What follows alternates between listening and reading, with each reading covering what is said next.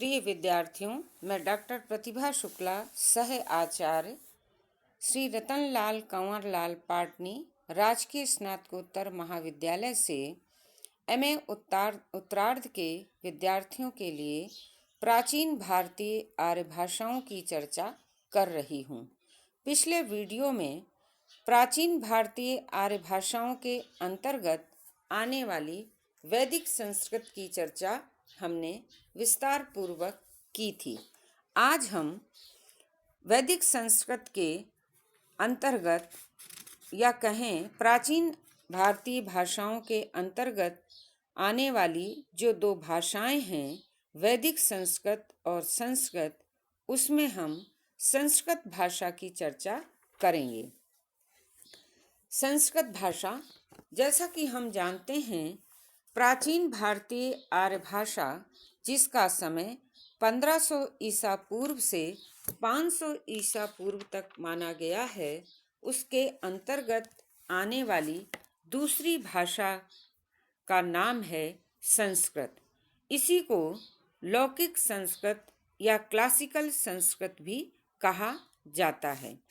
Europe में जो स्थान लैटिन भाषा का है, वही स्थान भारत में संस्कृत का है। भारत में रामायण महाभारत से भी पहले से लेकर आज तक संस्कृत में साहित्य रचना हो रही है। गुप्त काल में संस्कृत भाषा की सर्वाधिक उन्नति हुई थी। इसका साहित्य विश्व के समृद्धतम साहित्यों में से एक है। वाल्मीकि, व्यास, कालिदास, बाणभट्ट आदि इसकी महान विभूतियां हैं। विश्वविख्यात महाकवि कालिदास द्वारा रचित अभिज्ञान शाकुंतलम नाटक संस्कृत भाषा का श्रृंगार माना जाता है। विश्व की अनेक भाषाओं में आज संस्कृत के अनेक ग्रंथों का अनुवाद हुआ है। भाषा विज्ञान की दृष्टि से भी संस्कृत भाषा का बहुत अधिक महत्व है। संस्कृत के अध्ययन के कारण ही यूरोप में आधुनिक युग में तुलनात्मक भाषा विज्ञान का प्रारंभ हुआ, और यह बात हम सभी भारतीयों के लिए गर्व की बात है कि विश्व में भाषा विज्ञान के अंतर्गत तुलनात्मक भाषा विज्ञान का प्रारंभ करने का श्रेय हमारी संस्कृत भाषा को ही है। संस्कृत का विकास उत्तरी भारत में बोली जाने वाली वैदिक कालीन भाषा से माना जाता है।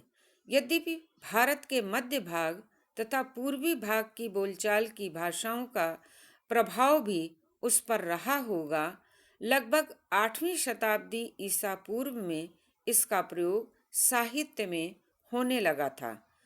यह वह अवस्था थी जब संस्कृत की आधारभूत भाषा का प्रयोग बोलचाल की भाषा और साहित्य दोनों रूपों में हो रहा था।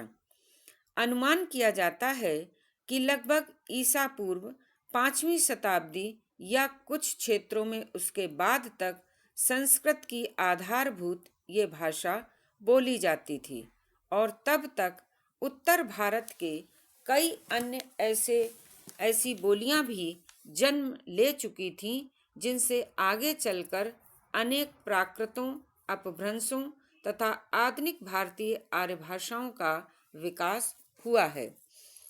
लगभग ईसा पूर्व 5वीं शताब्दी या 7वीं शताब्दी में पाणिनि ने संस्कृत की उस आधारभूत भाषा को व्याकरण के नियमों से आबद्ध करके एक रूपता प्रदान की, और यह भाषा संस्कृत कहलाने लगी। अर्थात अपने स्वाभाविक विकास के कारण नियंत्रण के अभाव में भाषा में जो प्राकृत या विकृत रूप चल रहे थे, अब वह संस्कृत हो गई। उसका संस्कार कर दिया गया, उसे शुद्ध रूप प्रदान किया गया। विद्वानों का कहना है, What we call classical Sanskrit means Panini Sanskrit. That is the Sanskrit which, according to the rules of Panini, is alone correct. इस प्रकार स्पष्ट है कि जिस काल में संस्कृत साहित्यिक भाषा का रूप ग्रहण कर रही थी, उस समय भारत में स्वयं साहित्यिक संस्कृत की आधारभूत बोली तथा उससे मिलती जुलती कई अन्य बोलियां भी व्यवहार में थीं या प्रचलन में थी, किंतु उन सब में संस्कृत ही शिष्ट साहित्यिक या राष्ट्रभाषा के रूप में प्रयुक्त होती थी। संस्कृत भाषा का सामान्य परिचय प्राप्त करने के बाद अब हम बात करते हैं कि वैदिक संस्कृत की तुलना में संस्कृत भाषा में कौन कौन सी ध्वनियाँ हैं। पिछले वीडियो में हमने जाना था कि वैदिक भाषा में 52 ध्वनियाँ थीं। उसकी तुलना में संस्कृत में अब ध्वनियों की संख्या केवल 48 अर्थात 48 है। अर्थात वैदिक भाषा की ध्वनियाँ लह लह जिह्वामूलीय तथा उपधनमानीय संस्कृत में नहीं मिलती। इसके साथ ही अनेक ध्वनियों के उच्चारण में परिवर्तन भी मिलता है। जैसे वैदिक में री और ली का उच्चारण स्वर ध्वनियों के रूप में था, किंतु संस्कृत में इनकी स्वरता नष्ट हो गई और इनका उच्चारण र और ल व्यंजनों जैसा होने लगा। दूसरा जो अंतर आया वैदिक संस्कृत से संस्कृत ध्वनियों में, वह है दंतोष्ठ वा का उच्चारण भी अंतस्थ वा जैसा ही हो गया। इसके अतिरिक्त वैदिक भाषा की शुद्ध अनुस्वार ध्वनि भी संस्कृत में अनुस्वार हो गई। ऐ तथा औ का उच्चारण संयुक्त स्वरों जैसा न होकर मूल स्वरों जैसा होने लगा। इस प्रकार 48 संस्कृत ध्वनियाँ शेष रहीं। वैदिक संस्कृत की तुलना में जहाँ 52 ध्वनियाँ थीं वहाँ 48 हो गईं। इसका मतलब कि वैदिक संस्कृत से शुद्ध संस्कृत या पाणिनी संस्कृत के विकास क्रम में 4 ध्वनियों का प्रयोग कम होने लगा। संस्कृत लौकिक संस्कृत या क्लासिकल संस्कृत की सबसे प्रमुख विशेषता पाणिनीकृत नियमबद्धता है। संस्कृत की ये विशेषता ही उसे वैदिक संस्कृत से अलग करती है। जैसा कि पहले मैं स्पष्ट कर चुकी हूँ कि वैदिक भाषा में शब्द रूपों तथा क्रिया रूपों में विविधता मिलती है। संधि नियमों में भी पर्याप्त शिथिलता थी। एक ही अर्थ में भिन्न भिन्न प्रत्ययों का प्रयोग होता था आदि।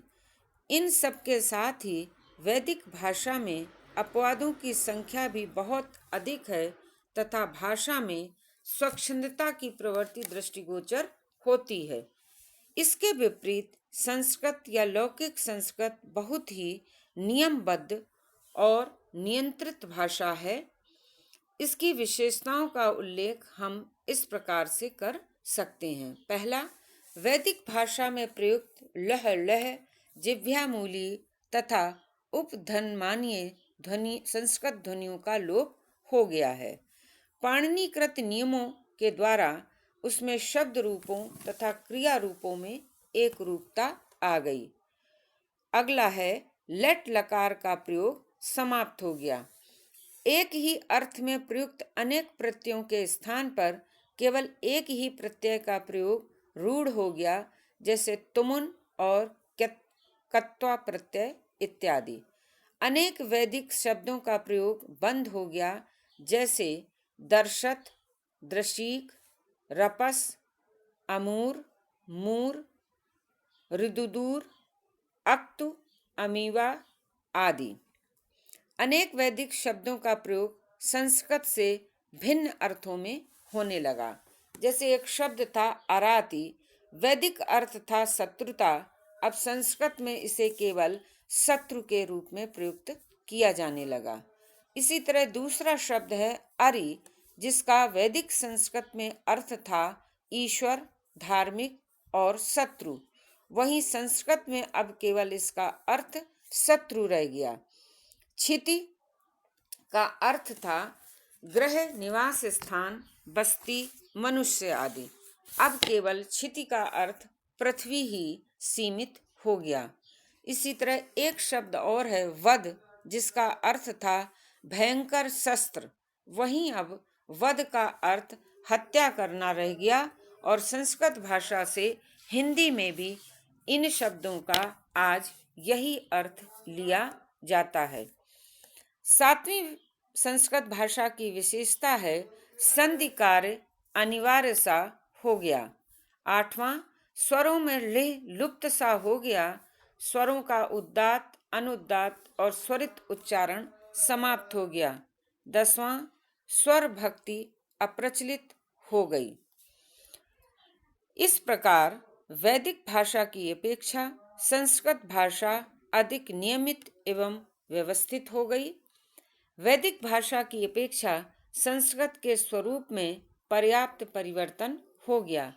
इस परिवर्तन को जानने के लिए हम अगले वीडियो में वैदिक भाषा और संस्कृत भाषा का तुलनात्मक अध्ययन करेंगे, जिससे हम स्पष्ट कर पाएंगे और समझ सकेंगे कि एक ही काल की, जिसका समय है 1500 ईसा पूर्व से 500 ईसा पूर्व, जिसमें हम प्रमुख रूप से दो भाषाओं को देखते हैं, वैदिक या वैदिकी या वैदिक संस्कृत और संस्कृत या संस्कृत भाषा। उन दोनों में मूलतः कौन कौन से ऐसे समानता और असमानता के तत्व थे, जिनके कारण एक ही काल में भाषाओं का हमें दो भिन्न रूपों में प्राप्ति होती है। धन्यवाद।